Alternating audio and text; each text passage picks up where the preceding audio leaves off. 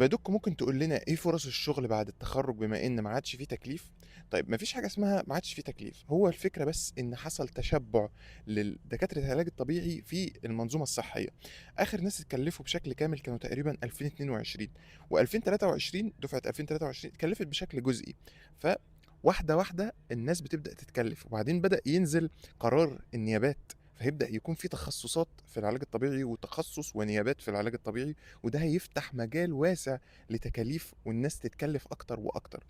طيب بالنسبة بقى للي ما جالوش تكليف أو لسه مستني التكليف بتاعه، عندك شغل في العيادات، في المراكز، ممكن أنت كشخص تروح تاخد ماستر وتفتح عيادتك الخاصة في خلال سنتين.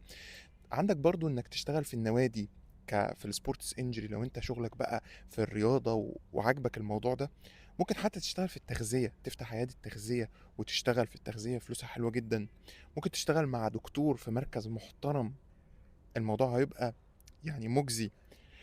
العلاج الطبيعي واسع جدًا وشامل جدًا وفُرَص الشغل لسه موجودة، عددنا بقى يعني لسه قليل، لسه قليل، مش زي صيدلة وأسنان وطِب.